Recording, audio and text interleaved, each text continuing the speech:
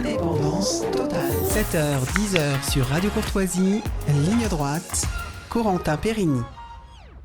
L'IFOP a publié la semaine dernière une étude démontrant les effets délétères de la pornographie, notamment sur le jeune public. Le sujet fait évidemment écho à la présentation à l'Assemblée nationale du projet de loi visant à attaquer les sites pornographiques ne contrôlant pas l'âge de ses visiteurs.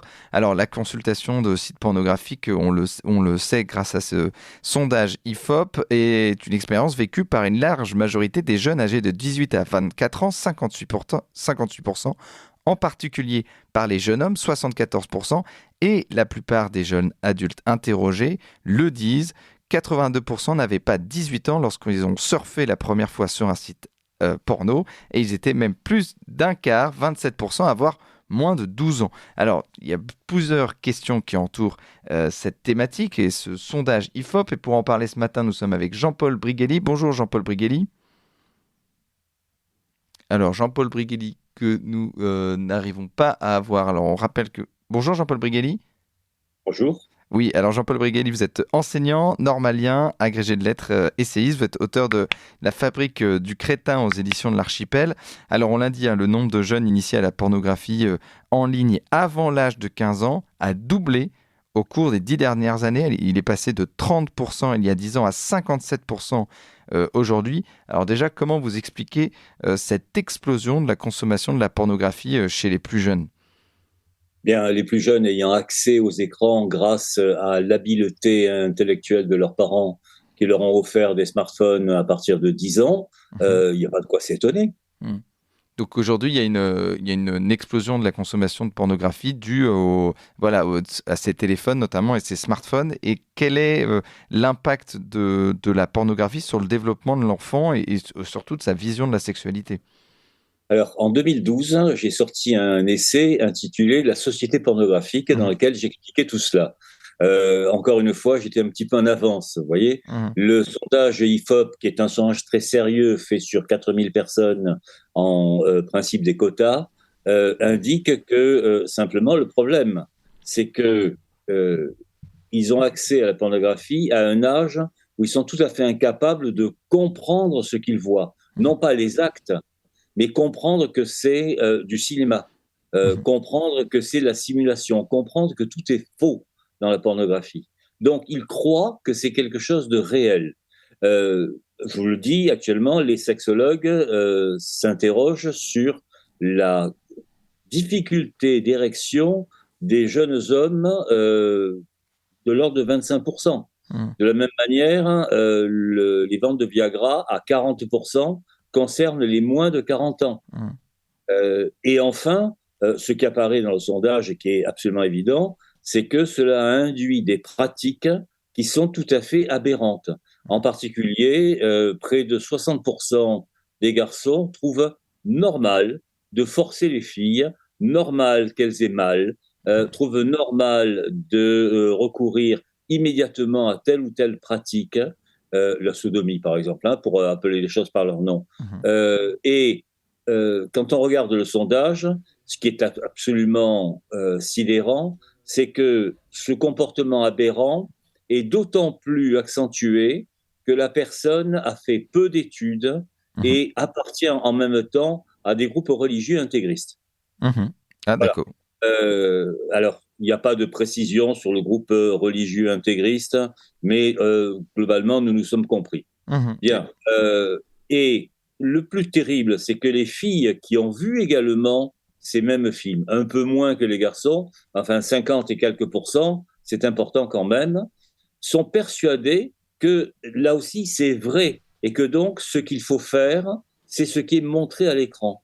Alors, il faut le dire à vos auditeurs, quel est le comportement amoureux le moins fréquent dans les films pornographiques? C'est le baiser. C'est-à-dire que c'est quelque chose qui a été gommé. Vous savez, il y avait André Téchiné qui autrefois a fait un film qui s'appelait « J'embrasse pas », qui était l'histoire d'une prostituée. Et là, c'est du même ordre. Je rappelle que pornographie, c'est littéralement des histoires de prostituées. C'est le sens grec étymologique. Ça transforme une société entière en société de bordel, au sens classique du terme. C'est extraordinairement dangereux parce que ce qui fait les frais de cette vague pornographique, c'est le sentiment d'un côté et l'érotisme de l'autre côté. Alors Dieu sait que je ne suis pas bégueule du tout, que je ne vais pas jouer les pères la vertu. L'érotisme est une valeur absolument essentielle des relations humaines. La pornographie détruit les relations humaines. Et enfin, c'est un point essentiel que j'expliquais d'ailleurs dans ce livre, donc La société pornographique, c'est que la pornographie est l'autre face de la médaille vertueuse. De la même manière que vous avez des sociétés dans lesquelles il est interdit d'avoir des rapports avant le mariage, ce qui d'ailleurs induit automatiquement un certain nombre de pratiques destinées à sauvegarder l'hymen, mais pas le reste. De la même manière que certains s'instaurent, chez les woke en particulier, en responsable vertueux, il faut demander l'autorisation de tout acte dès le départ, etc. L'effet immédiat, c'est la surconsommation de films dans lesquels le corps humain est réduit à sa fonction la plus accessoire possible. Je renvoie vers vos auditeurs donc à faire une recherche sur acteurs pornographiques suicides. Et on se rend compte qu'un très grand nombre de gens ont été détruits par cette industrie. Alors, il ne s'agit pas de réguler parce que ça va être extrêmement difficile. Actuellement, il suffit de cliquer pour dire qu'on a plus de 18 ans. C'est à la portée de n'importe quel imbécile. Mais il faut supprimer ces cadeaux. Ça a été fait en Islande, par exemple, sans parler de la Chine. Ou alors là, ça n'existe pas. On va revenir sur ce qui est prévu pour cette loi, mais je voulais revenir aussi sur l'addiction, parce qu'on dit qu'il y a donc ces jeunes sont littéralement addicts à la pornographie, ils ne peuvent plus s'en passer, et ce de plus en plus jeunes. On parle même de collégiens et même parfois de jeunes adolescents en primaire. Qu'est-ce qui fait l'addiction? Que ce soit à l'alcool, à la drogue ou à la pornographie, c'est le principe de plaisir. C'est-à-dire que vous avez une décharge, excusez-moi du terme, d'hormones satisfaisante. Et vous avez donc tendance à essayer de réitérer cette sensation. Et sauf que, comme elle s'atténue à chaque fois, c'est le principe même des addictions, vous êtes obligé de surconsommer. De la même manière que l'alcoolique passe d'un baby whisky à une bouteille entière, de la même façon, celui qui, une fois de temps en temps, a regardé un film sur X-Hamster et RedTube, etc., va en consommer des heures, de façon à essayer de retrouver le principe de plaisir qui fut celui de ses premiers, à la fois de plaisir et en même temps, en général, d'ébahissement. Il y a quelque chose, quand vous interrogez les gosses qui ont vu de la pornographie, ils vous disent c'est dégoûtant et fascinant. Voilà. Eh bien, ils ont très bien réussi. Alors, il faut bien comprendre une chose, c'est que le marché de la pornographie est un marché gigantesque, évalué il y a quelques années à 200 milliards de dollars par an. Voilà. Oui, c'est une grosse industrie. Les chiffres, une très, très grosse industrie. Ça va être très difficile de contrarier ces gens-là parce que ils ne vous vendent rien, a priori, c'est gratuit. Et ce qu'il y a derrière, par les cookies, etc., c'est un trafic absolument intense qui fait de vous des addicts à autre chose. Par exemple, la pornographie est liée directement aux sites de paris, de jeux en ligne, etc. Voilà, parce qu'ils savent que ce sont des profils addictifs. Voilà, si vous êtes addict à telle chose, vous le serez au reste. Et puis c'est aussi une incidence grave sur l'image de soi et de son corps, parce qu'évidemment, dans ces films pornographiques, les jeunes garçons donc voient des organes masculins complètement surdimensionnés. Et ça, donc cette étude explique que aussi de la vision de la sexualité qui aujourd'hui en tout cas l'éducation sexuelle est aujourd'hui réduite à la pornographie pour beaucoup d'adolescents, et ça a une image terrible sur leur estime de soi et puis sur leur capacité à avoir des relations sexuelles. Bien sûr, parce que l'organe sexuel majeur, c'est le cerveau. Or là, c'est tout l'inverse. on est réduit à des organes sexuels primaires. Et est-ce que c'est vraiment intéressant pour un homme d'être réduit à sa zézette? Est-ce que c'est intéressant pour une fille d'être réduite à tel ou tel type d'appât, en fait, à une paire de fesses, globalement? Il y a là-dedans une perte narcissique absolument terrifiante, où à la fin, on est complètement réifié, comme on dit, transformé en tas de viande. Et je vous rappelle que vous avez des sites, regardez par exemple Black on Blondes, etc., qui assurent que le but dans la vie d'une blonde, enfin d'une blanche, c'est de se taper un certain nombre de noirs. Et quand je dis un certain nombre, c'est en simultané.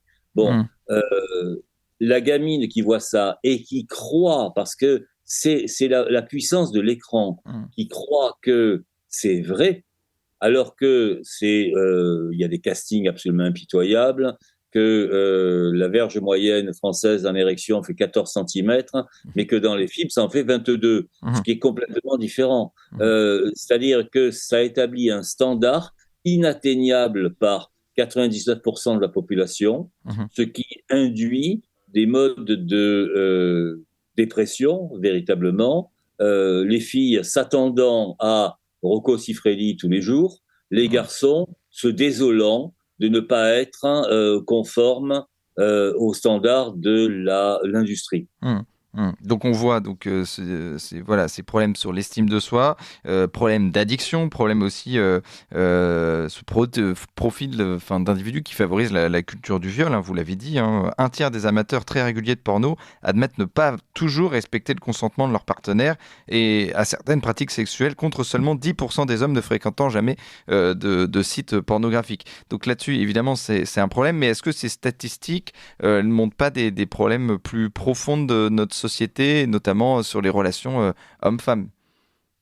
Bien, si justement les relations hommes-femmes ont été tellement déviées ces derniers temps, on a mis tellement de barrières que du coup, lorsque ça se déchaîne de la façon la plus barbare. Il faut bien comprendre ça.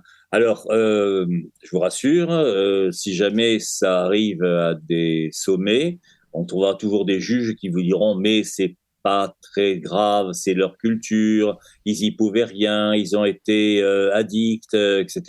On va trouver des excuses. Alors moi je le dis, quand même, les parents ont une responsabilité monstrueuse dans le fait même qu'ils donnent à leurs enfants les outils électroniques qui leur permettent de se connecter à de telles horreurs.